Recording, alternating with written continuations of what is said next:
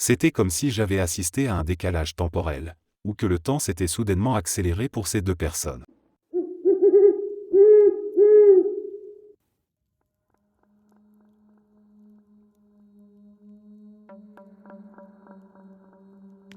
Il y a environ 20 ans, ma meilleure amie et moi sommes allés à Ridgecrest, en Californie, pour une fête. Ce qui devait être une soirée entre jeunes s'est finalement révélé être une fête pour célébrer un 50e anniversaire de mariage, et nous étions totalement mal habillés pour l'occasion. Nous avons mangé dans la salle de banquet, puis nous avons quitté la fête pour aller chez le cousin de mon ami. Après un bref passage chez lui, nous avons repris la route en direction de Bakersfield. Je conduisais, et elle était assise sur le siège passager. Nous étions sur la bretelle d'accès à l'autoroute, et c'est le dernier souvenir que nous avons eu toutes les deux pendant les 4 heures qui ont suivi. Je me suis réveillé, mais ce n'était pas comme si je dormais. C'était plutôt comme si je prenais soudain conscience de notre environnement. J'étais maintenant sur le siège passager, et mon ami était au volant. Son regard était figé, perdu dans la pénombre devant nous. Très vite, j'ai réalisé que nous roulions sur une route en terre battue. J'ai crié son nom, et elle est revenue à elle, comme si elle sortait d'un rêve. À notre gauche, il y avait une clôture en mailles de chêne, surmontée de fils barbelés. La route semblait entretenue, mais les champs autour étaient à l'abandon. Pour une raison que nous ne comprenions pas, nous roulions à 50 ou 60 km/h sur cette route de terre, et là, nous avons commencé à paniquer. À ce moment-là, nous sommes arrivés juste devant un grand panneau blanc d'environ 60 x 80 cm. En lettres rouges et noires, on pouvait lire en haut « Avertissement » et en bas « Champ de mines actif ». J'ai hurlé pour que mon amie fasse demi-tour immédiatement. Elle a fait une manœuvre brusque dans la terre, et nous avons crié toutes les deux à plein poumon. À ce stade, la panique nous submergeait complètement. Nous n'avions aucune idée de l'endroit où nous étions, ni de comment nous avions atterri là, ni même de ce qui se passait, mais nous savions une chose, il fallait fuir. Elle a accéléré, roulant à 90 km/h en sens inverse, sur cette route de terre. Nous n'avons parcouru que quelques minutes avant de voir des lumières arriver de toutes les directions, aussi vite, voire plus vite que nous. À environ 100 mètres, les sirènes ont retenti, et c'est là que nous avons compris qu'il s'agissait de la police militaire. Nous étions apparemment en plein milieu d'une base militaire. Ils ont traversé le désert accidenté pour nous arrêter. Nous avons été sortis de la voiture, deux jeunes femmes en tenue de soirée, en train de pleurer hystériquement. Les policiers militaires nous ont posé des tas de questions, comment étions-nous arrivés là? Par quelle entrée étions-nous passés? Nous avons été retenus dans le désert pendant des heures. Mon ami a été placé à l'arrière d'une voiture de police militaire pendant une grande partie du temps, tandis que moi, j'étais assise dans la terre, adossée à la clôture. Ils ont vérifié nos identités et découvert que mon ami avait un problème mineur sur son compte, lié à un chèque sans provision dans un comté voisin, mais rien d'autre. Nous avons été interrogés pendant des heures avant d'être finalement relâchés. Ils nous ont escortés jusqu'à une porte de sortie, et c'est là que nous avons réalisé que nous étions maintenant du côté nord de la ville, alors que nous avions quitté le côté sud, chez le cousin de mon ami à Ridgecrest. Nous sommes rentrés chez nous, sous le choc.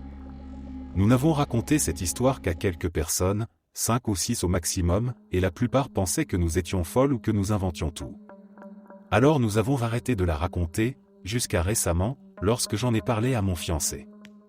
Puis, j'ai fait une vidéo sur TikTok, et elle a été vue par beaucoup plus de monde que je ne l'aurais imaginé, ce qui m'a amené à en reparler. Nous n'étions sous l'influence d'aucune drogue hallucinogène.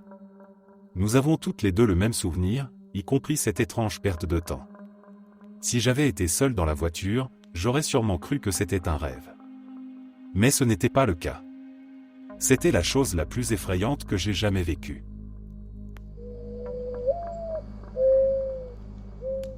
Mon chien était tout pour moi.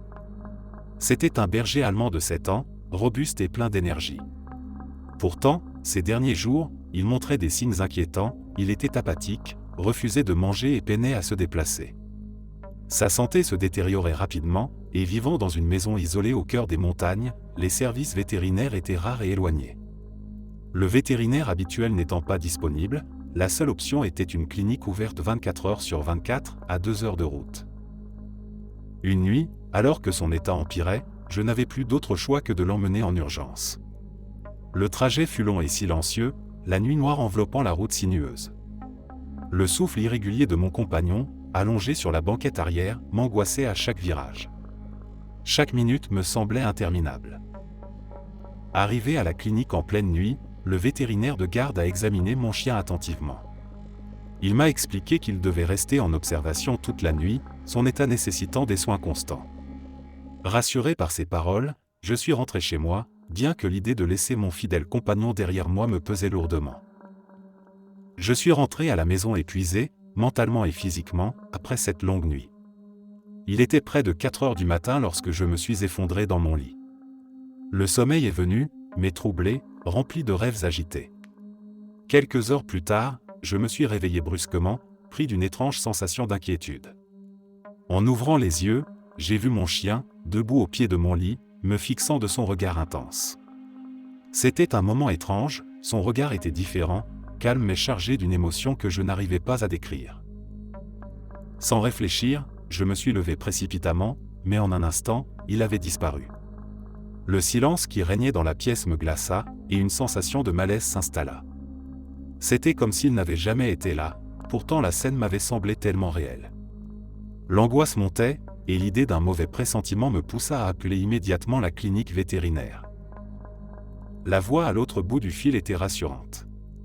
On m'informa que mon chien avait été vérifié peu de temps auparavant et qu'il était stable. Pourtant, quelque chose en moi refusait de croire à ces mots. J'ai insisté pour qu'il vérifie à nouveau. Quelques minutes plus tard, le verdict est tombé, il était parti. Mon chien était venu me dire au revoir, d'une manière que je ne pourrais jamais expliquer rationnellement. Dans ce lien unique qui nous unissait, il avait trouvé un moyen de me faire comprendre qu'il partait, mais qu'il serait toujours présent, d'une manière ou d'une autre.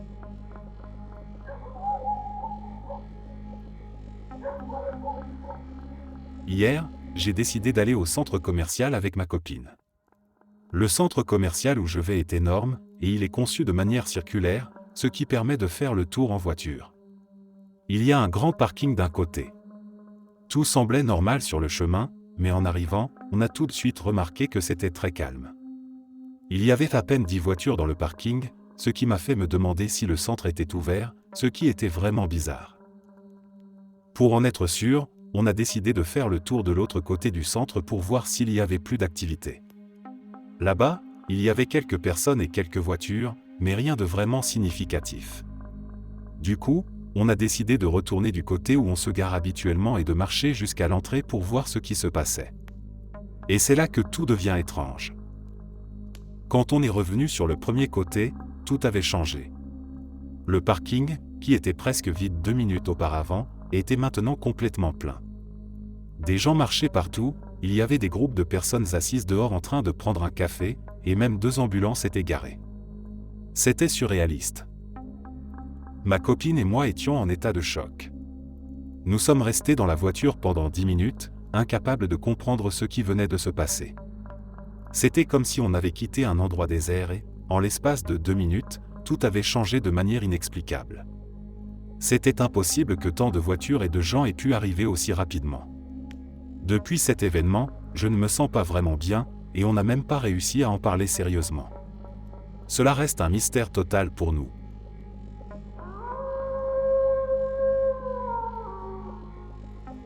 Il y a 2 ans, je suis parti en vacances en Espagne.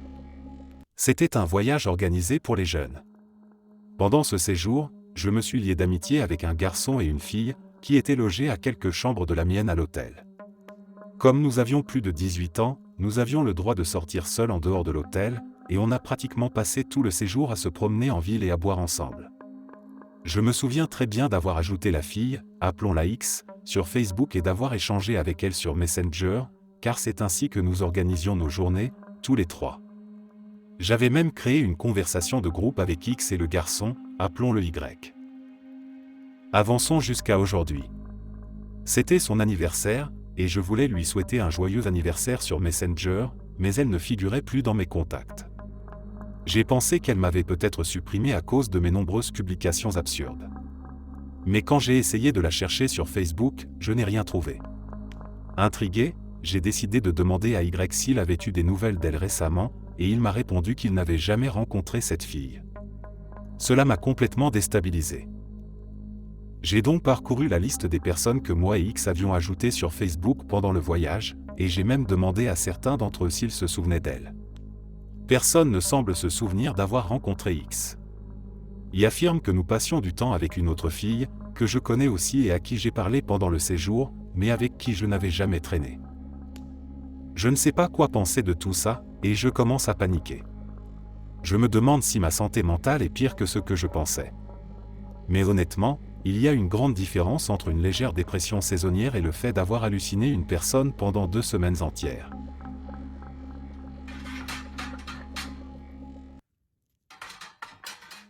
Il y a environ 2 ans, je sortais avec une fille qui habitait à une demi-heure à l'ouest de chez moi. Pour me rendre chez elle et revenir chez moi, je devais emprunter une petite route de campagne à 2 voies. Comme la plupart des routes de campagne, elles sont souvent désertes après une certaine heure, et les seules choses que l'on voit généralement sont des cerfs ou des coyotes traversant la route. Je restais chez ma copine jusqu'à 2 heures du matin, voire plus tard, puis je prenais la route pour rentrer chez moi. À ce stade, j'avais probablement fait le trajet entre chez elle et chez moi plus de 50 ou 60 fois, donc je connaissais bien la route. Je savais où les policiers se postaient parfois ou les endroits habituels où les cerfs traversaient. Cette route n'avait pas de panneau stop mais plusieurs routes la croisaient, donc j'avais pris l'habitude de ralentir considérablement à chaque intersection. La seule fois où je ne ralentissais pas, c'était quand j'approchais des feux de circulation, car les gens les prenaient généralement plus au sérieux que les panneaux stop. La forêt, les champs de maïs et l'idée d'être seul sur la route peuvent facilement provoquer un accident si l'on n'est pas attentif, c'est pourquoi je ralentissais toujours aux autres intersections. Le seul feu se trouvait près de chez moi et transformait la route de campagne à 2 voies en une route divisée en 6 voies, 2 de chaque côté, et 4 sur l'autre pour tourner à gauche, à droite, et 2 voies principales. Alors que j'approchais de ce feu vers 3 heures du matin, j'ai vu une voiture à environ 1 kilomètre devant moi, arrêtée au feu vert. J'imagine que les feux fonctionnaient avec des capteurs car ce feu était vert en permanence. À un demi-kilomètre, j'ai commencé à ressentir une sensation étrange parce que la voiture était toujours là, immobile. Il est rare que je croise une autre voiture sur cette route, surtout si tard, et ceux qui sont sur la route à 7 heures sont généralement pressés de rentrer chez eux. Je ne sais pas pourquoi, mais j'ai commencé à ralentir et à rester dans la voie derrière la voiture. N'importe quelle autre nuit, j'aurais sans doute changé de voie et traversé le feu à vitesse réduite. En arrivant derrière la voiture, qui était restée au feu vert depuis plusieurs minutes, quelque chose me semblait vraiment anormal. Presque instinctivement, je me suis arrêté net juste derrière elle. De ma voiture, tout ce que je pouvais voir, c'était quelqu'un assis droit sur le siège du conducteur. J'avais l'impression d'y être resté une éternité, mais en réalité, ce n'était que quelques secondes. Presque aussitôt après que ma voiture s'est complètement arrêtée, un camion de 18 roues avec une remorque a traversé l'intersection en brûlant le feu rouge. La limite de vitesse sur les 2 routes était de 100 km/h, et l'intersection était masquée par des buissons, donc en un instant, le camion est apparu et a disparu tout aussi rapidement. Le feu n'a jamais changé pour aucun des côtés, et rien n'indiquait qu'une voiture arrivait. Je suppose que le chauffeur du camion pensait probablement que les routes étaient désertes à cette heure-ci, donc il n'en avait rien à faire. Cependant, la partie la plus étrange, c'est qu'aussitôt après le passage du camion, la voiture devant moi a immédiatement changé de voie et tourné à gauche. En un clin d'œil, la voiture est passée d'immobile à en train de tourner. J'étais dans un état de choc et d'incrédulité face à ce qui venait de se passer, et je suis resté là, arrêté au feu vert. Je sais que si j'avais contourné cette voiture à la vitesse habituelle, je me serais fait percuter de plein fouet sans jamais rien voir venir. Il n'y a aucun doute là-dessus. Mais quelque chose, cette nuit-là, m'a poussé à agir de manière inhabituelle, et cela m'a sauvé la vie. Jusqu'à ce jour, je fais encore des rêves sur cette scène, car c'est l'une des rares situations où il n'y a aucune explication logique à la façon dont j'ai réagi, et cela m'a sauvé. Cela fait des années que cet événement me hante, et je ne parviens toujours pas à l'oublier. Tout a commencé quand j'avais 19 ans, à l'époque où mon ami et moi étions inséparables. On vivait cette période de la vie où tout semble encore possible, sans se soucier du temps qui passe. Mais un soir, j'ai fait un rêve d'une intensité rare, si réaliste qu'il me semble encore aujourd'hui palpable. Dans ce rêve, mon ami était mort. Nous étions tous les deux assis contre un mur de briques, dans une sorte de calme étrange. Malgré sa mort, il parlait avec une sérénité qui m'a marqué. Il m'expliquait que, parfois, notre temps sur Terre touche à sa fin sans prévenir, et qu'il fallait profiter de chaque instant.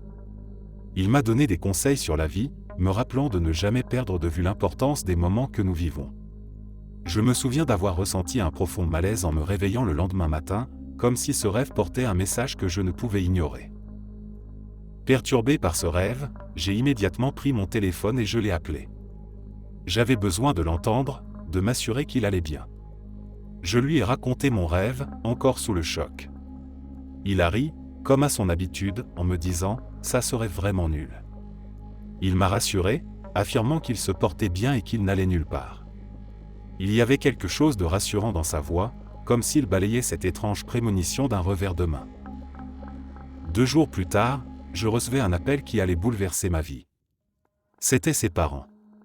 Leur voix tremblait, et je pouvais déjà sentir l'angoisse monter en moi avant même qu'il ne prononce les mots. Il était mort, soudainement, dans son sommeil. Je n'ai pas su quoi dire. La dernière conversation que j'avais eue avec lui, c'était ce fameux appel après mon rêve. Je suis resté figé, incapable de comprendre ce qui venait de se passer.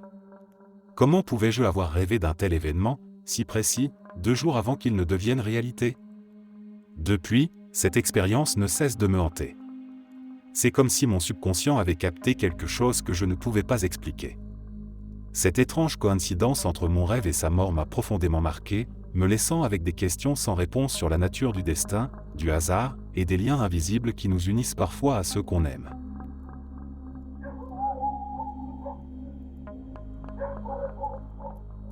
Je suis quelqu'un de plutôt sceptique, mais cette situation me laisse vraiment perplexe. La famille de ma copine vit un peu loin, donc je conduis souvent pour qu'on leur rende visite. Et à chaque fois, sans exception, lorsqu'on repart pour rentrer chez nous et seulement à ce moment-là je vois toujours un homme en train de promener son chien, exactement au même endroit. Bien sûr, on pourrait penser que c'est juste une coïncidence liée à sa routine, non ? Mais non, ça va au-delà de ça. Que ce soit 15h ou 23h, il est toujours là, coupant le coin de la rue au moment précis où nous passons, comme s'il apparaissait à cet instant. C'est tellement étrange, c'est comme si la scène se répétait en boucle à chaque fois, avec une précision déconcertante. À chaque retour, on en parle dans la voiture et on regarde pour vérifier, et comme d'habitude, il est là. Je joue beaucoup aux jeux vidéo, et je jure que si ça se passait dans un jeu, je râlerais sur le manque de variété des personnages non jouables, tellement ça semble irréel. Un de ces jours, je vais prendre mon courage à 2 mains et m'arrêter pour lui demander poliment à quelle fréquence il sort son chien. Qui sait, peut-être qu'il pense de son côté, mince, à chaque fois que je promène mon chien, cette voiture blanche passe.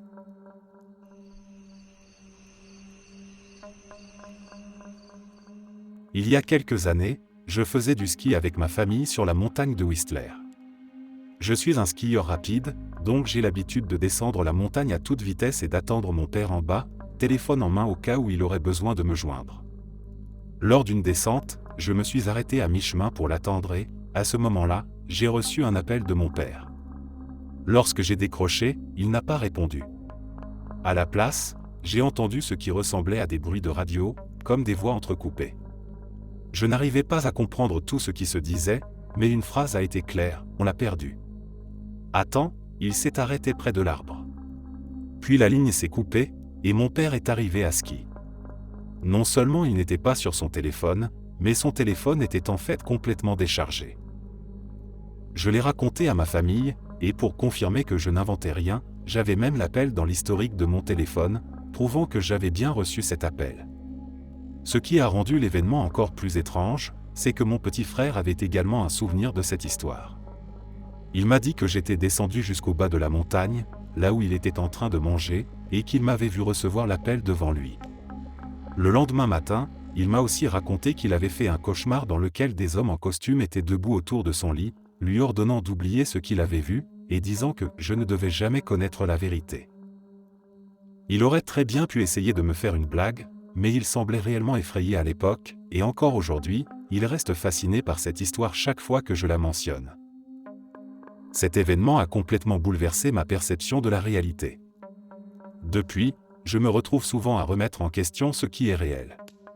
Cela reste l'un des événements les plus étranges que j'ai jamais vécu, et j'ai la sensation que c'était quelque chose que je n'aurais jamais dû expérimenter.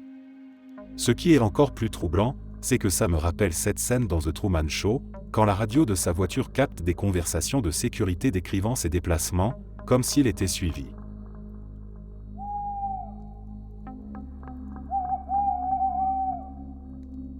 Cela s'est passé il y a quelques heures seulement, et je n'arrive pas à m'en défaire. Toute l'expérience a été extrêmement étrange. Ma fille de 2 ans devait passer la nuit chez son père hier soir, comme prévu dans notre arrangement de garde partagée, ce qui est autorisé pendant les restrictions Covid-19. D'habitude, tout se passe bien avec lui, mais il m'a appelé à 1h30 du matin pour me dire qu'elle semblait tomber malade et qu'elle était très anxieuse, hurlant après moi. Il m'a expliqué qu'il lui avait donné des médicaments et essayé tout ce qu'il pouvait pour la calmer, mais elle ne voulait que moi. Il était évident qu'il avait du mal à gérer la situation, alors je lui ai demandé s'il voulait que je vienne la chercher, et il a dit oui. Il vit à environ 16 km de chez moi, donc je n'étais pas très contente à l'idée de sortir si tard, mais évidemment, ma fille avait besoin de moi, alors j'ai bu rapidement un café et je suis monté en voiture. Une bonne partie du trajet se fait sur l'autoroute, et je me souviens avoir vu seulement 2 voitures, probablement des travailleurs de nuit. D'habitude, je n'aime pas la musique en voiture, mais l'atmosphère était étrange et je voulais rester éveillé, alors j'ai mis une station de radio Top 40 qui diffusait des publicités. En arrivant à ma sortie d'autoroute, je me suis soudainement senti bizarre, comme si je m'étais brusquement réveillé, en me disant « Attends, je suis déjà là ». Je me souvenais d'être entré sur l'autoroute et d'avoir mis la radio, puis soudain, c'était déjà le moment de sortir. D'habitude, ce trajet sur l'autoroute prend environ 10 minutes. On pourrait dire que, comme rien de significatif ne s'était produit et que j'étais fatigué, mon cerveau n'a tout simplement pas jugé utile de mémoriser le trajet, mais au milieu du trajet, il y a une énorme station d'épuration juste à côté de l'autoroute, et on sent toujours son odeur très forte, même avec les fenêtres fermées. D'habitude, je sais quand elle approche et je me prépare à retenir ma respiration. Pourtant, la nuit dernière, j'ai apparemment dépassé cet endroit sans m'en rendre compte. Je suis arrivé chez mon ex peu de temps après et j'ai récupéré ma fille. J'ai pris un café dans sa cuisine pendant qu'il préparait ses affaires, car je m'inquiétais d'être trop fatigué pour conduire en toute sécurité et je regrettais presque d'être venu la chercher. Ma fille était beaucoup plus calme à mon arrivée, mais toujours très collée à moi. Nous sommes repartis. Ma fille s'est rapidement endormie à l'arrière, et j'ai mis la radio à un volume bas, mais audible. En revenant sur l'autoroute, la radio a commencé à devenir brouillée, avec des interférences. Je l'ai laissée comme ça, en pensant que ça finirait par se régler tout seul. Soudain, la radio s'est mise à diffuser du Nirvana, et bizarrement, c'était très fort. Évidemment, une station Top 40 ne passerait pas du Nirvana en 2020, alors j'ai supposé que c'était juste une interférence avec une station rock. C'était étrange, mais ça arrive. Je l'ai laissé jouer sans trop y penser. Jusqu'à ce que la chanson se termine et que la radio commence à diffuser les dernières nouvelles à Reno, Nevada. Une ville américaine dont je n'avais jamais entendu parler. Ce n'était clairement pas une station britannique destinée aux Américains en Angleterre. Elle donnait des informations locales, et l'animateur, qui avait clairement un accent américain, a ensuite parlé d'un événement annulé en ville à cause du Covid-19, expliquant à quel point sa femme et ses enfants étaient déçus.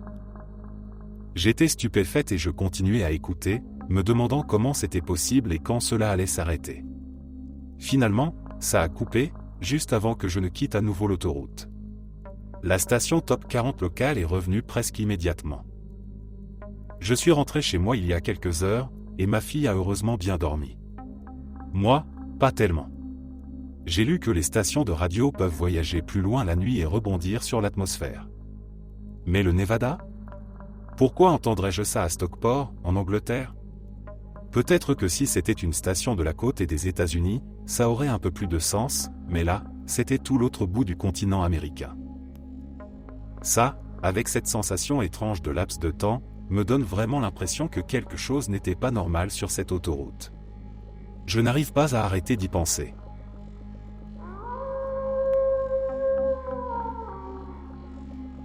Il est 3 heures du matin ici, et je viens de me réveiller. Je tape sur mon téléphone, donc excusez d'avance la mise en forme. Bref, je m'étais endormi à côté de mon mari qui était resté éveillé. Il était sur son téléphone, regardant des vidéos, tout en me tenant dans ses bras. Environ 5 minutes avant que je ne me réveille complètement, je le sens se lever du lit et commencer à fouiller dans la pièce. Je me réveille complètement lorsqu'il allume la lumière, et il me dit « Hé, chérie, je vais marcher jusqu'au magasin. Tu veux quelque chose ?» Je lui réponds « Oui, juste une boisson. Tu peux prendre ma carte de crédit verte. » Il me demande où est mon portefeuille, et je lui dis de regarder dans ma table de nuit. Il éteint la lumière, car je plissais les yeux, et allume la lampe torche de son téléphone pour s'éclairer en se dirigeant vers la table de nuit. Je suis toujours allongé sur le côté, mais bien éveillé. Je l'entends prendre mon portefeuille, j'entends même les pièces qui s'entrechoquent dans la section monnaie. J'entends ensuite le bruit de la carte qu'il glisse hors du portefeuille, et je l'entends remettre le portefeuille dans le tiroir. Puis, je le vois passer à côté de moi, en direction de la porte de la chambre, ouvrir et refermer la porte. À peine la porte fermée, je sens sa main autour de ma taille, et j'ai failli sauter hors du lit. Non seulement je l'avais vu de mes propres yeux passer à côté de moi et sortir de la chambre, mais j'avais aussi entendu ses premiers pas dans l'escalier, juste après avoir refermé la porte. Quand je me retourne, terrifié, il me demande « Qu'est-ce qui ne va pas, chérie ?» Je secoue la tête, en proie à une véritable montée d'adrénaline. Ensuite, il me dit à nouveau « Et, chérie, je vais marcher jusqu'au magasin. Tu veux quelque chose ?» Puis il se lève, enfile exactement les mêmes vêtements que je l'avais vu porter quand il était sort, et la scène se déroule exactement de la même manière, sauf que je suis sûr que ma voix tremblait cette fois. Je ne sais vraiment pas quoi en penser. Mon mari a environ 10 pulls et pantalons de jogging différents, mais là, il a enfilé mon pull bordeaux pour la première fois, et c'était exactement le même que celui que je l'avais vu porter quand il était sorti. Je suis tellement confuse.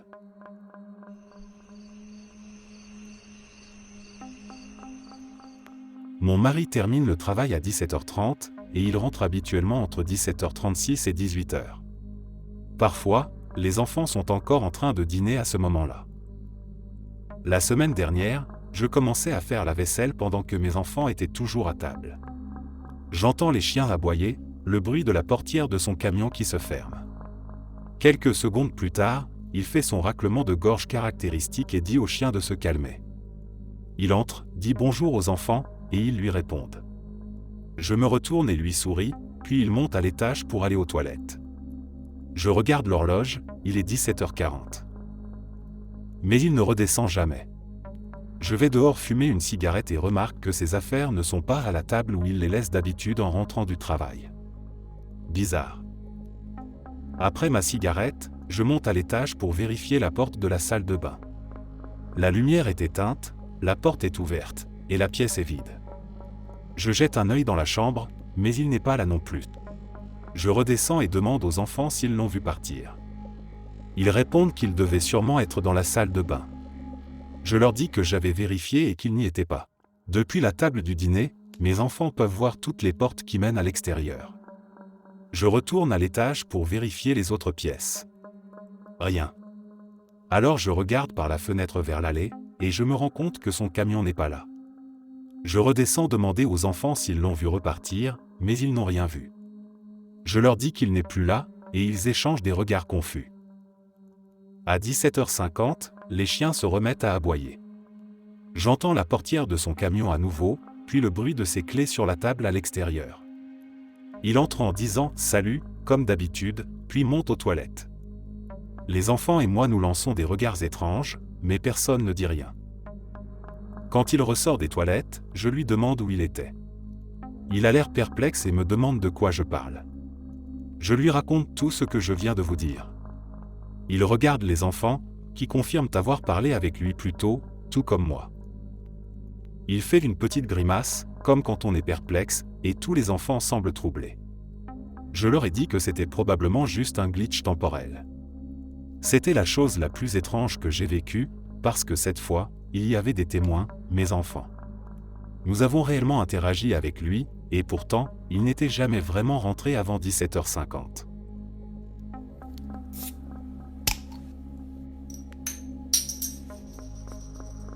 Pour faire court, j'ai été inconscient pendant 3 jours à cause d'une blessure à la tête que j'ai subie chez moi.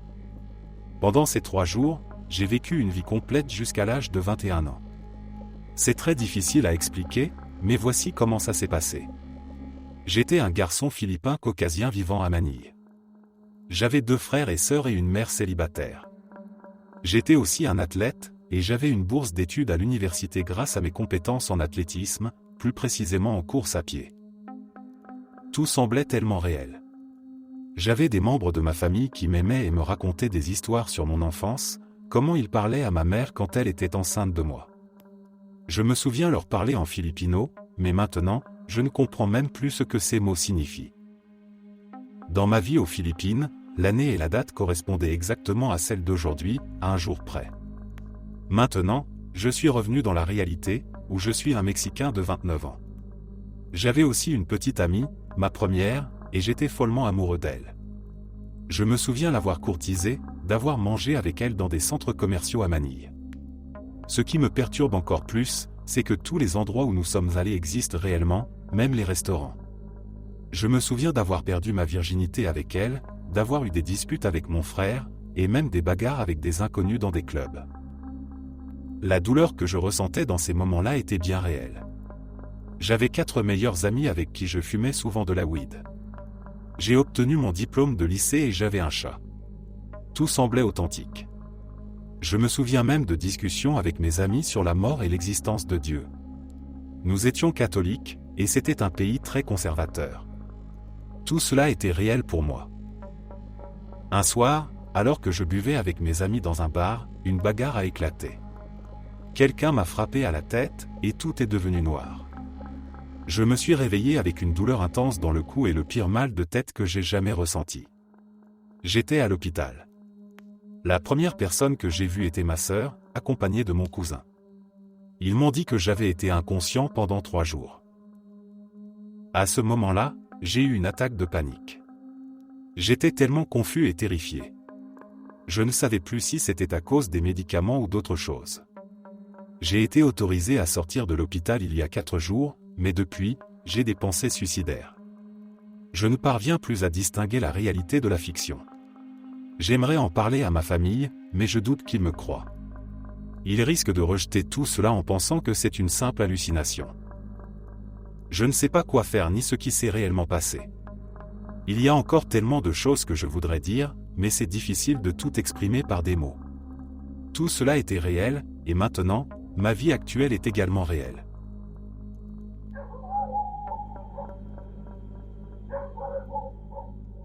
Cela s'est passé au début des années 2000, quand je travaillais comme officier de correction dans un centre de détention pour mineurs dans une petite ville de l'Oklahoma. À l'époque, je travaillais de nuit, et je commençais mon service à 21h. Une nuit, en arrivant au travail, mon superviseur avait l'air confus et m'a demandé ce que je faisais là.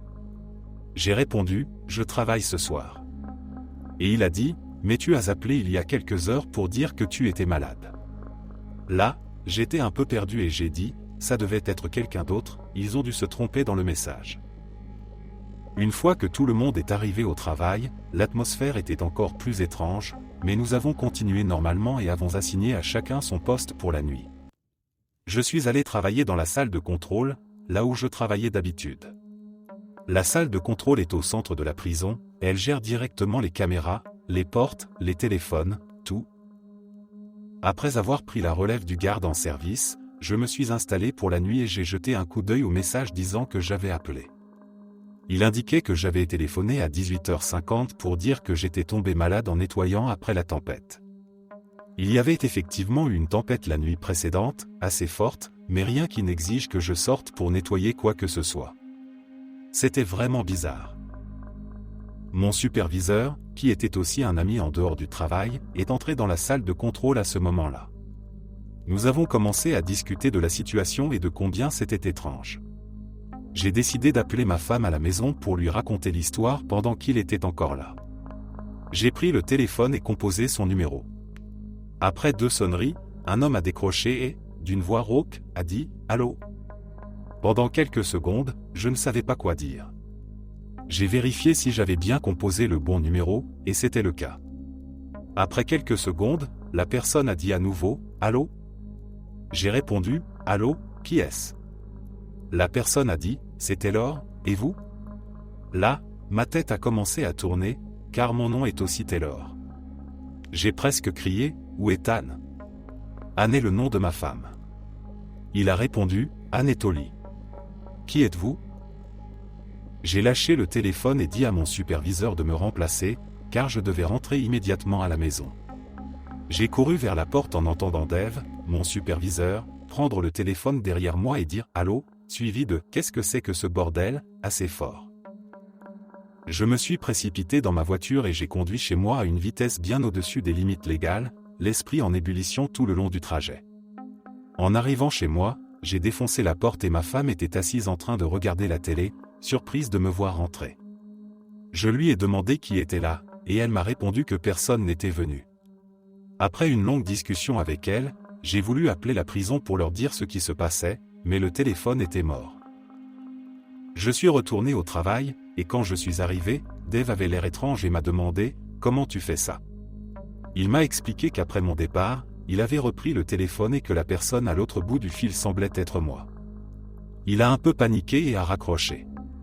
Une minute plus tard, alors qu'il voyait ma voiture quitter le parking, j'avais rappelé depuis chez moi pour lui demander ce qu'il se passait. Il a dit que j'avais l'air un peu énervé et que je lui avais dit que j'étais malade et que je n'avais pas envie de jouer à ces jeux, puis j'avais raccroché. Après l'avoir convaincu que je n'avais aucune idée de ce qui se passait, nous avons repris le travail. Plus tard, j'ai appris que la ligne téléphonique de ma zone avait été coupée la nuit précédente à cause de la tempête. C'est, sans aucun doute, la chose la plus étrange qui me soit jamais arrivée.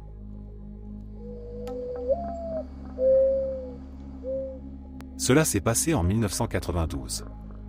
Je venais tout juste de terminer le lycée et je travaillais dans un entrepôt. Honnêtement, j'appréciais assez le travail et j'avais fini par me dire que j'allais probablement y rester jusqu'à la retraite. Et oui, je n'avais absolument aucune ambition. J'étais un type paumé, fainéant et, franchement, un vrai boulet à cette époque. Un jour, un nouveau type a commencé à bosser avec nous. C'est un entrepôt avec un turnover élevé, donc rien de bien étonnant à avoir de nouveaux collègues, me disais-je. Mais rapidement, tout le monde s'est mis à nous demander si on était de la même famille, parce qu'on se ressemblait beaucoup. Lui devait avoir dans les 40 ans, et moi, j'avais 18 ans. Il était plus gros que moi, mais il avait quelque chose de familier, dans sa manière de marcher, de parler. On aurait dit une version plus âgée de moi-même. Dès son deuxième jour, on a été affectés ensemble à un poste de travail pour emballer des colis. Et la première chose qu'il m'a dite, c'est « Tu as toujours ce magazine Pantouse sous ton matelas ». Ce qui était vrai. Complètement étrange, mais bon, je me disais que c'était un truc assez banal pour un adolescent. Ensuite, il a enchaîné « Je sais tout sur toi ». Puis il a ajouté « Tu t'inquiètes de ne jamais avoir de copine ». J'étais sidéré, mais encore une fois, je me suis dit que c'était un truc commun pour un mec de mon âge. J'ai pensé que c'était peut-être le début d'une tentative d'intimidation ou de moquerie, et j'étais prêt à me battre, comme à chaque fois. Je n'ai jamais gagné de bagarre, mais je pouvais encaisser les coups et ça finissait souvent par dissuader les autres. Je lui ai demandé pourquoi il disait tout ça. Il m'a regardé droit dans les yeux avec une expression que je n'oublierai jamais et qui reste gravée dans ma mémoire à ce jour. Il m'a dit « Je suis toi ». Ensuite, il a commencé à me raconter tout sur moi, y compris mes secrets les plus sombres, des choses que personne ne savait. Puis, il a continué à me décrire des détails encore plus intimes sur ma vie. Après ça, on est sortis pour déjeuner et fumer une cigarette. Et là, je me rends compte qu'il fume la même marque que moi, Camel White Regular.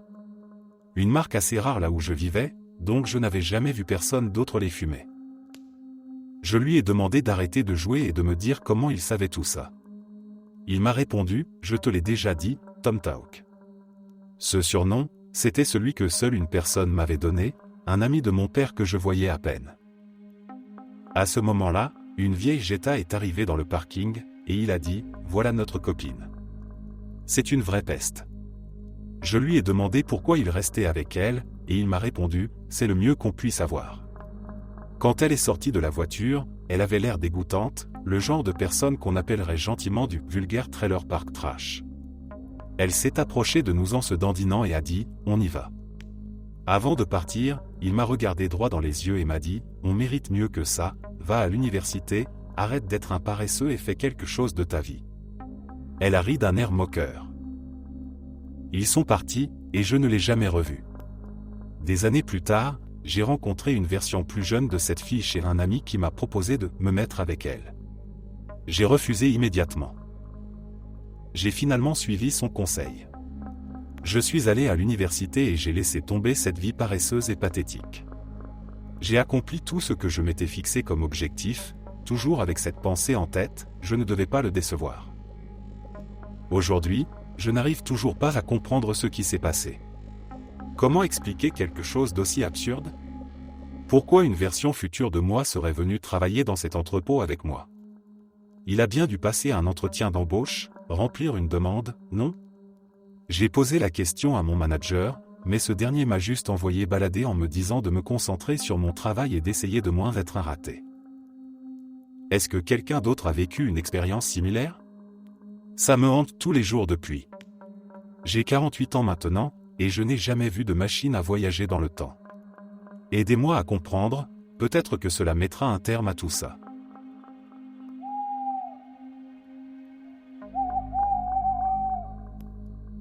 Aujourd'hui, je regardais une vidéo sur YouTube qui parlait de glitch dans la matrice quand je suis tombé sur l'histoire d'un utilisateur qui racontait que son professeur lui avait dit qu'en demandant quelque chose à l'univers, il pouvait vous le donner. Cela a immédiatement capté mon attention, car je cherchais depuis plusieurs jours un ensemble de papiers très importants et je n'arrivais pas à les trouver. J'avais même fini par me faire mal en déplaçant mon canapé, pensant qu'ils étaient tombés dessous, mais toujours rien. J'ai mis la vidéo en pause et regardé mon téléphone, il était environ 15h50, 10 minutes avant que ma session de groupe d'études ne commence, je n'avais même pas prévu de les rejoindre, car je n'avais pas mes papiers pour réviser. Alors je me suis dit autant essayer, et j'ai demandé à l'univers de me guider vers les papiers si c'était mon destin de réussir mon examen d'entrée à l'université. Je me suis mis à marcher dans ma chambre, et sans vraiment réfléchir, j'ai ouvert mon placard. Je savais que c'était impossible que les papiers y soient, car je n'y range que des vêtements, rien d'autre. Pourtant, j'ai regardé sous une boîte de chaussures et, là, je trouve un sac en plastique avec tous mes papiers dedans. Il s'avère que ma grand-mère les avait mis là il y a des semaines sans me le dire. Franchement, ça m'a un peu effrayé sur le coup, mais j'ai pu rejoindre mon groupe d'études, et maintenant, je suis plutôt excité à l'idée de passer cet examen. J'ai pris ça comme un signe que tout allait bien se passer et que je pourrais entrer dans cette université. Si vous avez perdu quelque chose, essayez.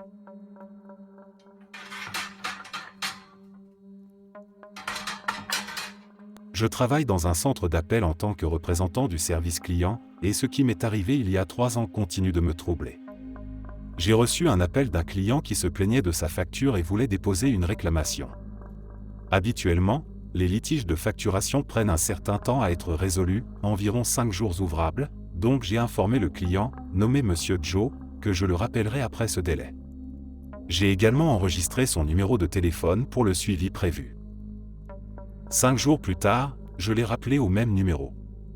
Cette fois, c'est une femme qui a répondu, elle s'appelait Marie. Je lui ai demandé si je pouvais parler à Monsieur Joe pour lui annoncer la bonne nouvelle. Son litige avait été résolu et il allait recevoir les crédits appropriés. À ce moment-là, Marie est devenue complètement choquée lorsque j'ai mentionné le nom de Joe. Elle m'a dit que c'était son mari, mais qu'il était décédé il y a 5 ans. Elle était stupéfaite, car elle m'a expliqué que Joe était bien celui qui s'occupait toujours des factures, mais qu'il ne pouvait évidemment pas avoir appelé pour déposer une réclamation. Elle a également admis qu'elle avait bien un litige concernant sa facture, mais qu'elle n'avait pas eu le temps d'appeler à cause de son emploi du temps chargé. Elle m'a remercié d'avoir réglé la réclamation, même si elle-même n'avait jamais contacté notre service, mais restait confuse que son mari, décédé 5 ans plus tôt, ait pu passer un appel pour déposer ce litige. Cet événement continue de me hanter, car je n'ai jamais trouvé d'explication à cette étrange situation.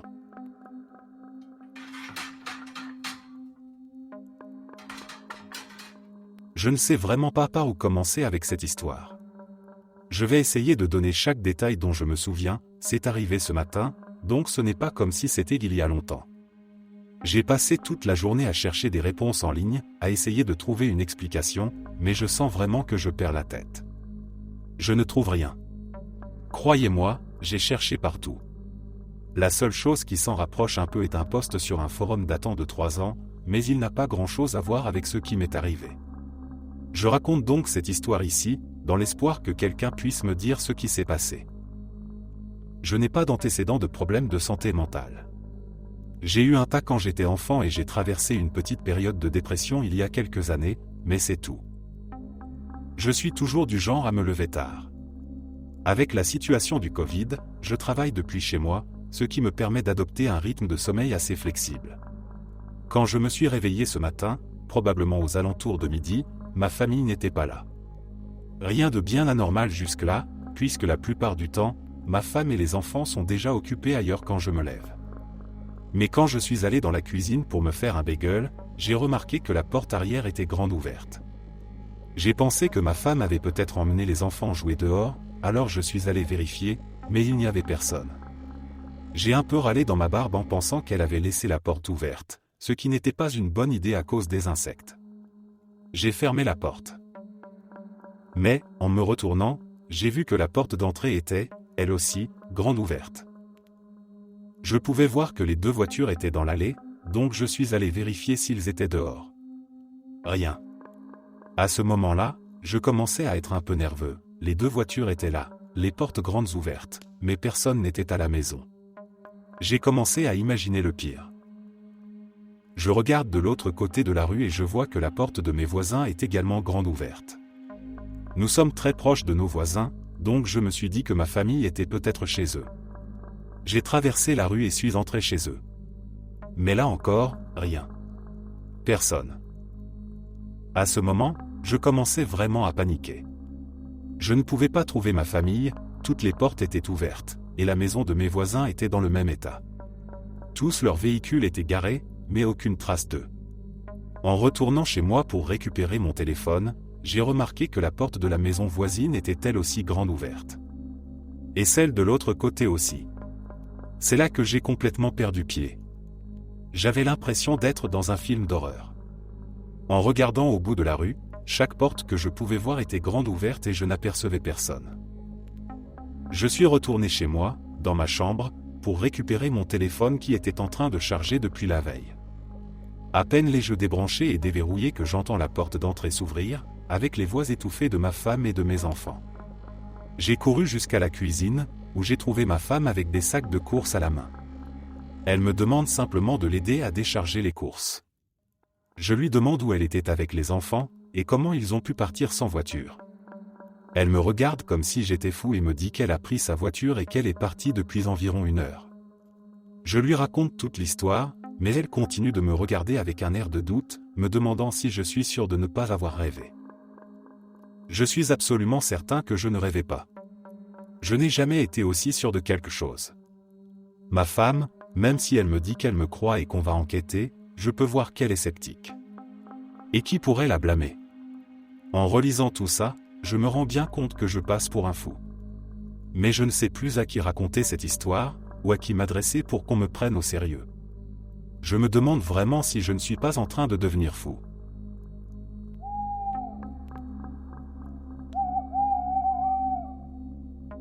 Quand j'étais adolescent, je travaillais comme maître nageur dans un parc aquatique.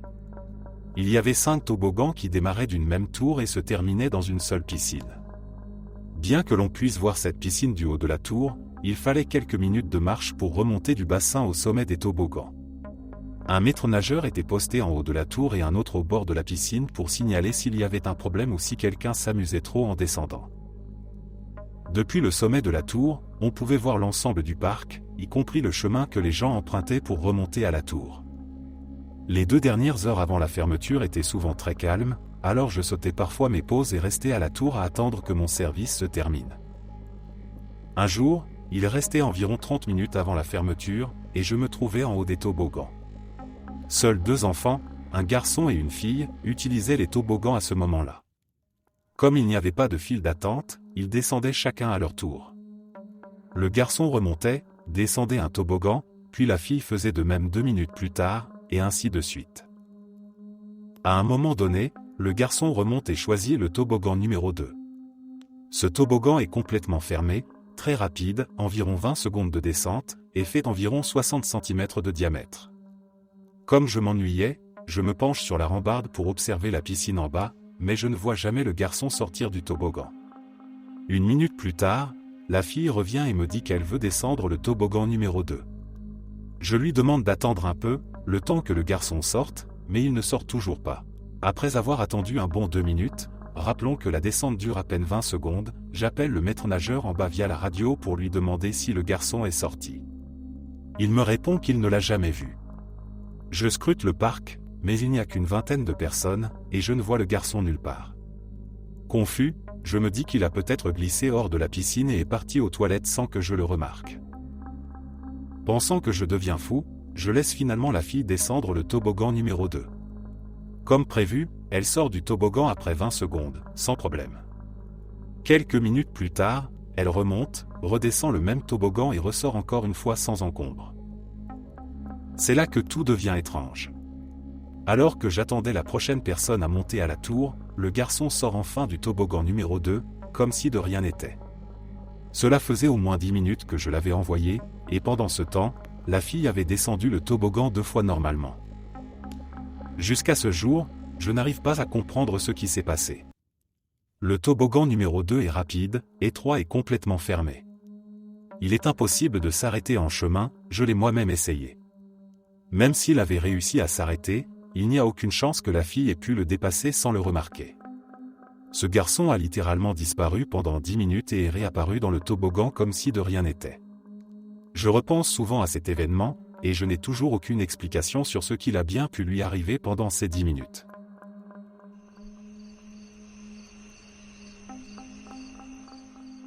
Voici ce qui m'est arrivé en 2013. Mon plus jeune frère venait de décéder soudainement, et c'était encore très récent. C'était un samedi, environ une semaine après son décès. Lorsqu'il est mort, la cause du décès avait été déterminée comme étant une embolie pulmonaire. Ma mère était décédée exactement de la même cause en 2009, elle aussi de manière inattendue.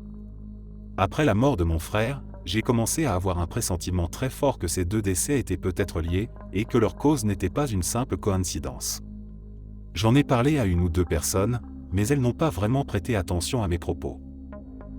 Quoi qu'il en soit, ce samedi-là, je me suis réveillé assez tôt pour un samedi, vers 7h30, ce qui est inhabituel pour moi. J'étais mal à l'aise. À l'époque, j'avais un iPhone, et comme d'habitude, en décidant de me lever et d'arrêter de me tourner et retourner dans mon lit, j'ai attrapé mon téléphone pour vérifier l'heure, les messages, etc. En haut de l'écran, là où apparaissent le niveau de batterie, l'icône de l'Internet et la couverture réseau des éléments qui, en général, restent immobiles, j'ai clairement vu le message suivant, « Vérifie ton ADN ». J'étais vraiment surpris, c'est le moins qu'on puisse dire. J'ai touché cette partie de l'écran, j'ai cligné des yeux, et le message avait disparu.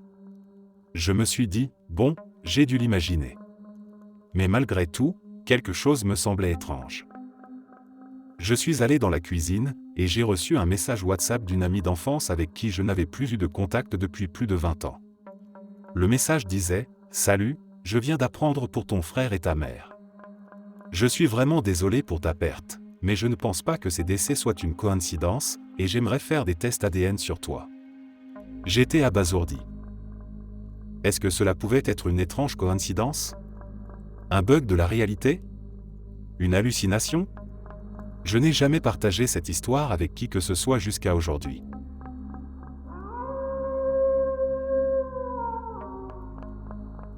Je sais que ça semble fou, et crois-moi, j'ai l'impression de devenir complètement folle. Mais il se passe quelque chose d'étrange avec ma meilleure amie depuis des mois, et c'est l'expérience la plus déroutante que j'ai jamais vécue.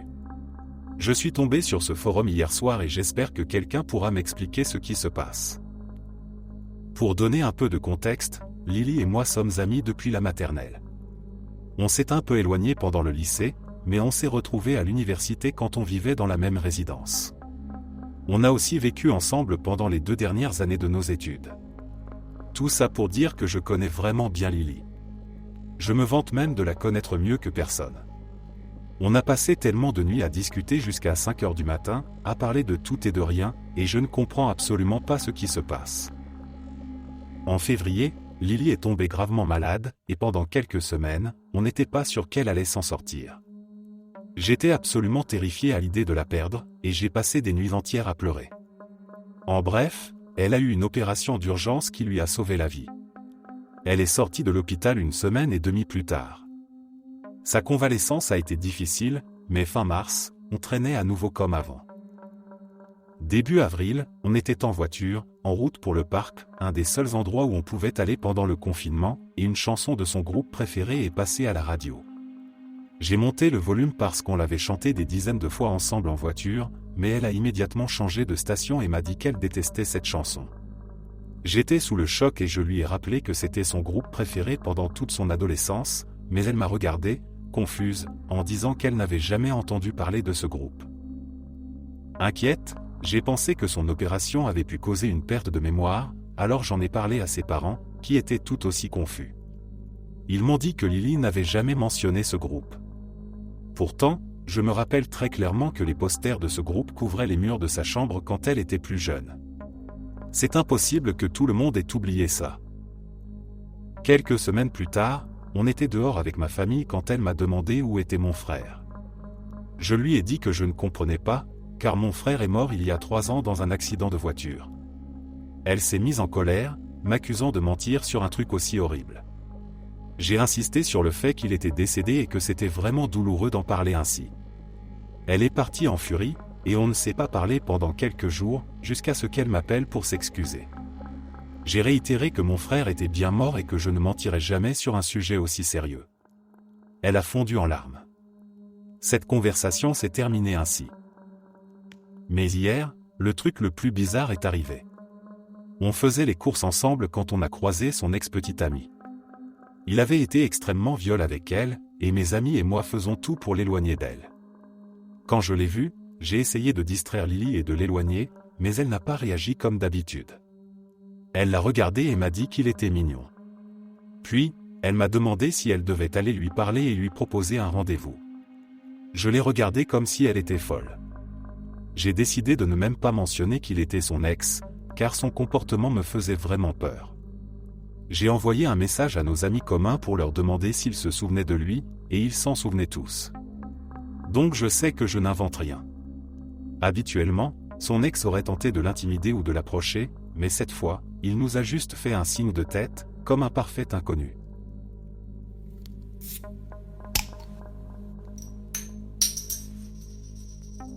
Hier, j'ai vécu une expérience des plus étranges alors que je nageais dans mon lac local, un endroit où je vais régulièrement pour m'évader et profiter du calme de la nature.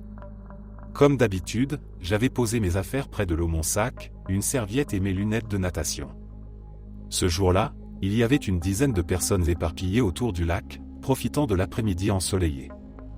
Tout semblait normal, jusqu'à ce que quelque chose d'inexplicable se produise. Après avoir nagé et plongé pendant environ 5 à 10 minutes, je me suis retourné pour jeter un œil à mes affaires, une habitude que j'ai prise pour m'assurer que personne ne touche à mes effets personnels. À ma grande surprise, un jeune couple s'était installé juste à côté de mes affaires. Ils semblaient avoir une vingtaine d'années, tous les deux. Je me souviens distinctement des détails, la fille avait les cheveux attachés en un chignon désordonné, et le garçon portait un t-shirt blanc. Ce qui m'a particulièrement marqué, c'étaient les serviettes sur lesquelles ils étaient assis, l'une était rouge et l'autre grise. Dès que je les ai aperçus, une sensation étrange m'a envahi. Ce n'était pas la première fois que des inconnus s'installaient près de mes affaires, mais il y avait quelque chose dans leur présence qui me mettait mal à l'aise.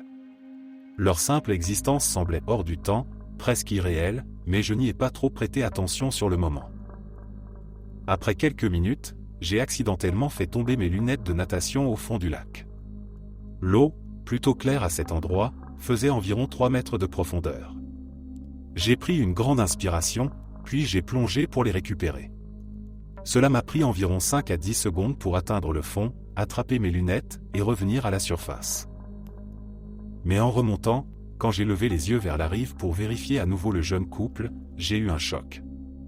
Les 2 personnes qui étaient assises à l'endroit exact du jeune couple étaient devenues des retraités. Ils avaient visiblement dans les 70 ans ou plus. La femme avait des cheveux gris coupés courts, et l'homme portait une casquette de pêcheur. Ils étaient assis exactement de la même manière que le couple de jeunes que j'avais vu quelques secondes plus tôt, sur les mêmes serviettes rouges et grises. J'ai d'abord pensé que le jeune couple avait peut-être simplement quitté l'endroit sans que je m'en rende compte, et que ce couple âgé s'était assis à leur place. Mais il n'y avait aucune trace des jeunes, et personne autour du lac n'avait bougé ou ne semblait avoir remarqué quoi que ce soit. Le plus troublant était que l'aura étrange que j'avais ressentie auparavant semblait encore présente, mais d'une manière différente. La transition avait été si rapide et si nette qu'elle en devenait dérangeante.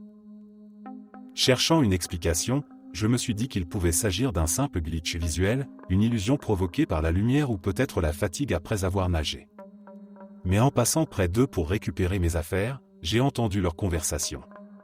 Leur voix était celle de personnes âgées, lentes et un peu rauques, et je ne pouvais pas m'empêcher de remarquer que leur ton était identique à ceux du jeune couple d'avant. Je suis resté figé pendant quelques instants, essayant de comprendre ce que je venais de vivre. Comment de jeunes adultes pouvaient-ils se transformer en personnes âgées en l'espace de quelques secondes? Et comment les serviettes, les positions, tout, pouvait rester exactement les mêmes? C'était comme si j'avais assisté à un décalage temporel, ou que le temps s'était soudainement accéléré pour ces deux personnes. En quittant le lac ce jour-là, je n'ai pas pu m'empêcher de repenser à cet événement encore et encore. Aucune des explications logiques que je tentais de formuler ne tenait debout.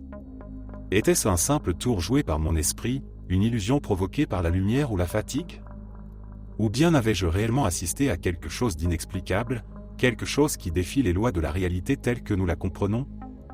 Depuis ce jour, je ne peux m'empêcher de me demander ce qui s'est vraiment passé sur cette plage, et pourquoi je suis le seul à l'avoir remarqué. Merci d'être resté jusqu'à la fin. N'oubliez pas d'aimer la vidéo, de vous abonner et de partager vos propres histoires en commentaire. On se retrouve demain à la même heure devant ce feu.